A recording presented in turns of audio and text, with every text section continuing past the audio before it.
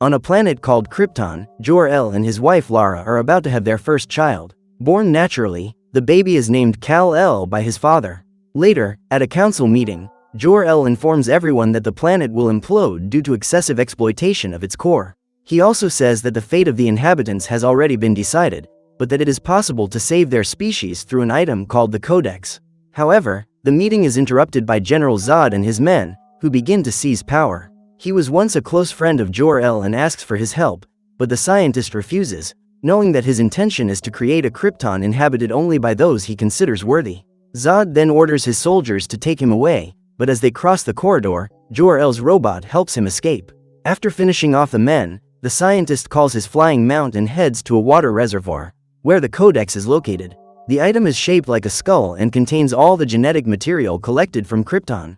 After picking it up, Jor-El is forced to flee once again from Zod's army and arrives at his secret laboratory, where Lara awaits him with their son. Even against their will, the couple must send the baby away, and as soon as they place him in a ship, Jor-El fuses the Codex to Kal-El's body. Finally, the scientist creates a kind of key, shaped like the family crest, and begins the launch. At that moment, Zod arrives with his ship and invades the laboratory, demanding the Codex. To stop him, Jor-El puts on his combat armor and an intense fight begins between him and his former friend. Despite the general's skill, Jor-El proves to be more agile, countering his attacks with a series of punches. However, when Kal-El's ship is finally launched, the scientist is distracted and Zod takes the opportunity to strike him with a blade hidden in his gauntlet. Jor-El loses his life in front of his wife, and despite his guilt, Zod orders his army to destroy the ship with the baby inside. However, before they can do so, Krypton's army surrounds the general and his henchmen, and they are all arrested and brought to trial. For their crimes against Krypton, Zod and his followers are sentenced to the Phantom Zone, where they will be kept frozen for hundreds of years. Before serving his sentence, the general promises Lara that he will find her son and build a new Krypton. The villains are then sent away from the planet, but shortly after, Krypton faces its tragic fate. The planet's core begins to implode, and as she watches all the destruction, Lara says goodbye to Jor-El and hopes that her son will create a better world in his new home. Meanwhile, Kal-El's ship arrives on Earth and lands in a small town in the United States called Smallville. Since that day, 33 years have passed and Kal, now called Clark Kent, works on a fishing boat, where the captain has just informed him that an oil rig needs help. They head towards the site, but Clark goes ahead and reaches the base, which is on fire. Thanks to his strength, he manages to get through the fire, saves the workers, and takes everyone to the landing station. Shortly after, a helicopter arrives for the rescue, but before taking off, a huge tower is about to fall on everyone. Clark once again saves the workers, holding the tower for as long as necessary until the helicopter can leave. Finally, the entire station collapses, but Clark manages to survive and wakes up on the high seas. Hours later, he reaches the nearest town, picks up some clothes he finds, and looks for a place to stay, while reminiscing about his childhood. As a child, his powers manifested themselves at school, with Clark being able to hear sounds everywhere and have X-ray vision. Years later, during a school trip, the bus ends up bursting a tire on a bridge and the vehicle falls straight into the lake. Seeing his classmates in danger, Clark exits through the back door and pushes the bus to the nearest surface, saving everyone. After that, the mother of one of the boys involved in the accident goes to talk to his parents, Jonathan and Martha Kent, saying that Clark has supernatural powers. While Martha tries to calm the situation, Jonathan goes to his son and scolds him for almost revealing his secret. The boy, however, says he felt compelled to use his powers to save his friends and asks why he is so different from other people. Jonathan then takes him to a secret compartment in the barn, where he hid the ship in which Clark was brought to Earth. He also shows him the key, containing a symbol similar to an S and made of an unknown metal, indicating that the boy does not belong to this world. After revealing the whole truth, Jonathan makes his son promise to keep his secret until the right moment comes to reveal himself to the world. Back in the present, Clark is working as a waiter in a bar when one of the customers starts bothering his colleague. He tells the customer to behave, but the man refuses and even spills his drink on Clark. Once again, he is forced to contain his anger and leaves, but Clark settles the score in another way, and when the man leaves the bar, he finds his truck impaled on utility poles. After that, Clark is forced to flee the city and gets a new job on an expedition to the Arctic. There, investigative reporter Lois Lane has just arrived to analyze an unidentified object covered by huge glaciers. After receiving the information, the reporter prepares her equipment, but through the camera, she sees someone walking towards the glaciers. That person is Clark, who uses his heat vision to open a tunnel, and at the end of the path he finds an ancient Kryptonian ship. In it, there is a space to insert a key, which he soon deduces is the same metal he found inside his old ship. When he inserts it into the opening, the entire compartment is activated, and seconds later, an unknown man appears walking through the corridors. While Clark tries to understand how the ship works, Lois follows him there and encounters one of the security robots. She takes a photo of the object, but without hesitation, the machine attacks her with its tentacles, throwing Lois away. Fortunately, Clark appears immediately and destroys the robot with his strength, but Lois is seriously injured from the blow. Clark quickly uses his heat vision to stop the bleeding, and after leaving Lois in a safe place, he activates the ship and flies away. Days after these strange events, Lois returns to the Daily Planet, the most famous newspaper in the city of Metropolis, and writes an article about what happened. However, her editor, Perry White, will not publish it, as he fears that the newspaper's reputation will be tarnished by an absurd story about aliens. Even so, Lois sends her article to a competing journalist, hoping that her savior will find her again in the future. Meanwhile, Clark lands the ship in a hidden place, and before him appears a projection of Jor-El, his real father. Through all the knowledge transmitted by the key, Clark learns his real name, his origin, and the destruction of his home planet. According to Jor-El, Krypton established artificial control of the population, with everyone being born for a specific purpose. As a result, natural birth was prohibited, and the planet grew at an accelerated rate, resulting in a scarcity of natural resources. With no other choice, the leaders decided to extract the planet's core, which eventually led to its ruin. Jor-El then explains that with artificial control, the people of Krypton lost much of their essence. So he and his wife decided to conceive Kal-El naturally, so that he would have the freedom to choose his own destiny. But as part of an already ruined society, Jor-El and Lara chose not to accompany Kal. Instead, they stayed behind to face General Zod, a terrible leader who intended to rebuild Krypton according to his own interests, but was ultimately defeated. Now, as supposedly the last Kryptonian alive, Kal-El must uphold the legacy of his people and help Earthlings follow a better path. To this end, he presents him with a suit bearing his family's symbol, which means hope. Before putting it on, Clark asks about the origin of his powers, and Jor-El explains that they come from the sun. The radiation transmitted by the star is absorbed by his body, giving him superhuman strength and abilities, but they must always be used for good. Knowing this, Clark puts on the suit and hood, and jumping into the sky, he decides to test the limits of his powers. At first, he seems to be able to fly, but he ends up losing control and crashes into a huge mountain. Even so, Clark does not give up, and concentrating all his will and energy, he sets off toward the skies, flying at sonic speed. Meanwhile, Lois remains obsessed with her savior and searches for clues as to where he might be. Thanks to her persistence, she obtains several witness statements that lead her to the old Kent family farm. However, only Martha lives there, as Jonathan tragically passed away years ago. To gather more information, Lois goes to his grave, and to her surprise, Clark appears before her. The journalist wants to know the truth about his origins and what he is capable of, so Clark tells her about the day his father left. While traveling by car, a huge tornado formed on the road, and Jonathan went to help people take refuge in a safe place. During the escape, Martha remembers that the dog ended up inside the car, and Clark tries to save him, but his father tells him to accompany his mother to the overpass. He then leaves to help the animal and manages to save it, but the tornado is getting closer and Jonathan is trapped in the car. After much effort, he manages to get out, but his foot is injured, and in that desperate situation, Clark is about to use his powers to help his father. However, Jonathan stops him once again, fearing that the world is not yet ready to know the truth. So he accepts his fate and is sucked into the tornado, while his son cries because he can't do anything. This tragedy moves Lois, who understands Clark's reasons for keeping his story a secret and ends up giving up on the story. Later, Clark returns to the farm and reunites with his mother, who is happy to see him again after so many years apart. He tells her everything he has discovered about his origins and the reason he came to this world, believing that he has finally found a purpose in life. However, Clark's life is about to change, as the US military has just detected a spacecraft orbiting the moon.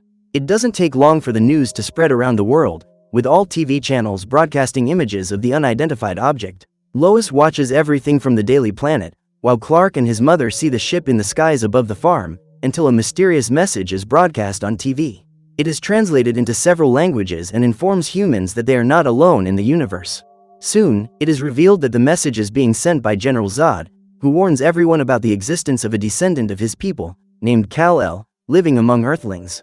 Finally, the general demands that Kal be handed over within 24 hours, otherwise Earth will suffer serious consequences. Knowing that this message is related to Lois's story, Perry demands that she tell him where her mysterious savior is, but she refuses.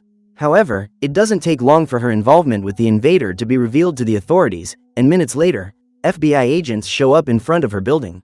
The journalist then tries to escape through the back door, but is soon detained by federal agents and taken into custody. Meanwhile, news of Kal-El's whereabouts spreads around the world, and everyone waits for him to reveal himself. Confused about what decision to make, Clark goes to a church and recalls a memory from the past, when a group of boys tried to start a fight with him.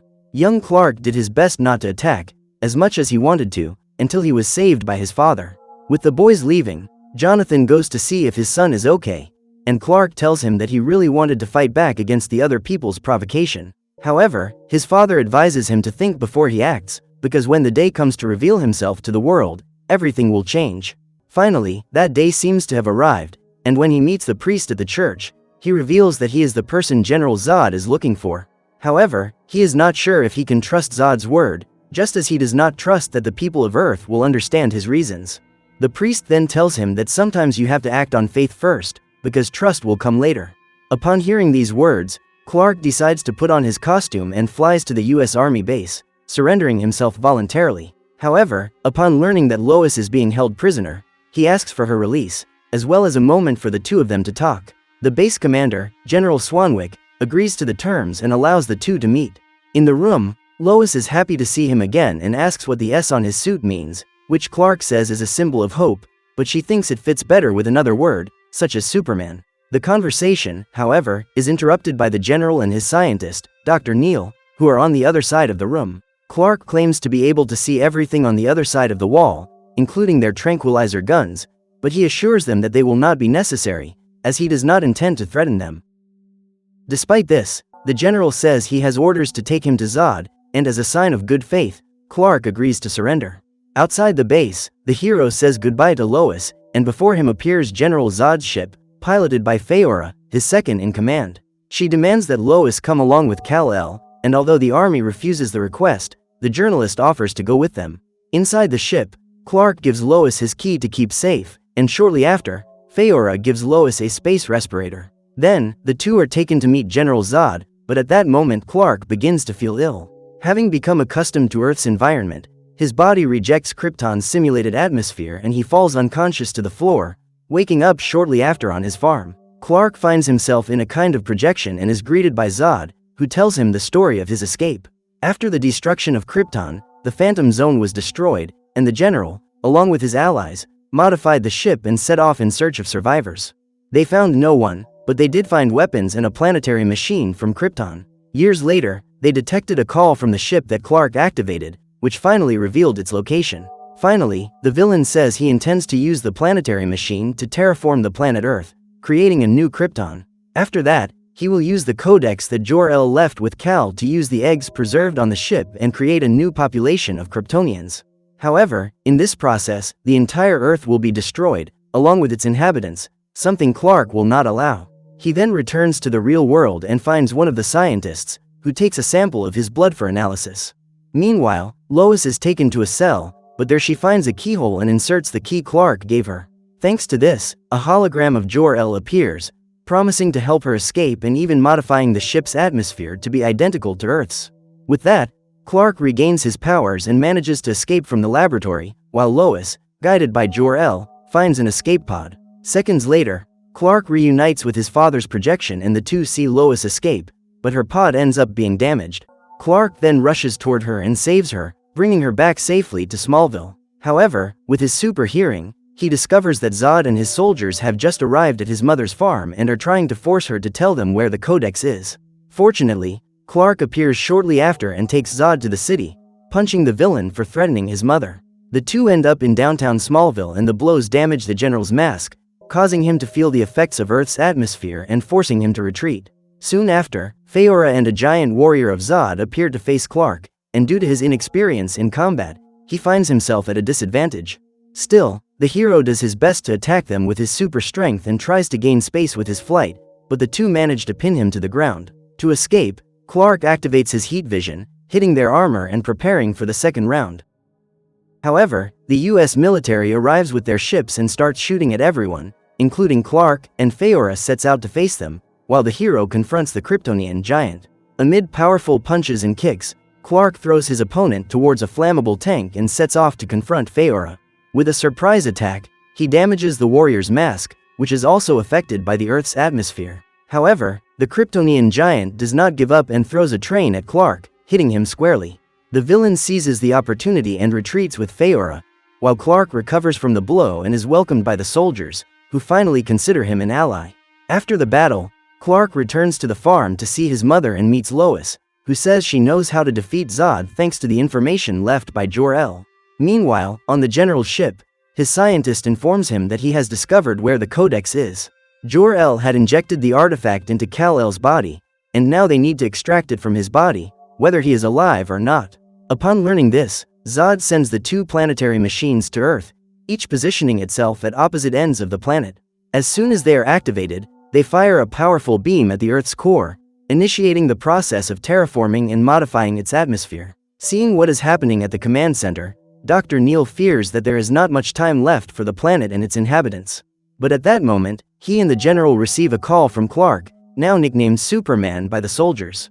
Shortly thereafter, the hero arrives at the military base alongside Lois, bringing his old ship with him, as it may be useful in thwarting Zod's plan. Since it is made of the same material, known as the Phantom device, they can crash the ship into the machine, creating a singularity. If the plan works, not only the planetary machine, but Zod's men controlling it will be sucked into a black hole. General Swanwick agrees to the plan, and Superman flies toward one of the planetary machines, located in the Indian Ocean. At the same time, the army, along with Lois and Dr. Neil, take their fighter jets to the second machine, which has been located in the center of Metropolis. Minutes later, the superhero finally finds the machine, but it activates its security system, consisting of huge metal tentacles. Despite his strength, Superman cannot resist and is thrown towards the machine's beam, being pushed towards the planet's core. Still, the superhero gathers all his strength in a last effort and flies at full speed toward the machine, using his body to break through it. Thanks to this, the huge structure collapses and its counterpart in Metropolis is deactivated. Now, the army can launch Clark's ship toward the second planetary machine, so that the impact creates the black hole. However, Zod appears, guiding his enormous ship and preparing to eliminate anyone who tries to cross his path. But before he can attack them, Superman appears, breaks through the ship's hull, and threatens to destroy it. Zod tries to stop him, because inside are the artificial eggs containing the last members of Krypton, but Clark doesn't stop and uses his heat vision to destroy everything. With that, one threat has been neutralized, but Faora appears to help her general and invades the plane where Lois is, next to Clark's ship. Upon seeing the invader, the soldiers try to stop her, without success, so their leader decides to sacrifice himself, crashing his ship into the planetary machine. The impact causes the Phantom device to explode, creating a black hole that absorbs the machine and all of Zod's soldiers, including Faora. Luckily, Lois is thrown backward, and upon seeing her fall, Superman flies toward her and manages to catch her in midair. The two arrive safely on the ground and Lois thanks him with a kiss for saving her life once again. However, Zod is still alive and appears, lamenting that his plan to rebuild Krypton has been destroyed by another of his race. Now, with his greater purpose eliminated, his fury turns to revenge and he attacks Superman with all his might.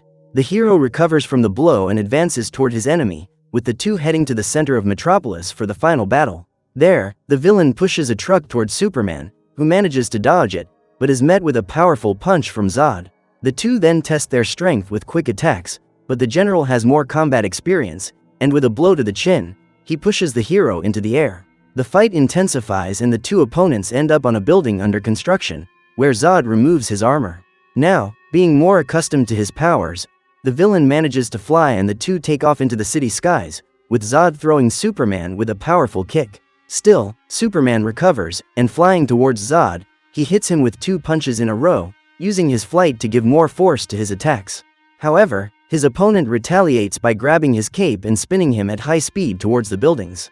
After that, Zod flies toward the atmosphere, and when Superman tries to reach him, he throws a satellite at him. The impact causes both of them to start falling, but Superman regains the upper hand in the confrontation, taking Zod to the Metropolis Museum and pinning him to the ground. Even defeated, the villain does not give up, and when he sees a family of Earthlings in front of him, he fires his heat vision at them. Superman begs him to stop the attack, but Zod will not give up his revenge, so to protect them, Clark does the unthinkable and delivers the final blow to his enemy. With Zod's blood on his hands, Clark cries out of guilt, and Lois, who appears shortly after, tries to comfort him. Days later, Earth is at peace, but at the military base, Superman throws a surveillance drone near General Swanwick's car. He does this as a warning that they should not pursue his secret identity.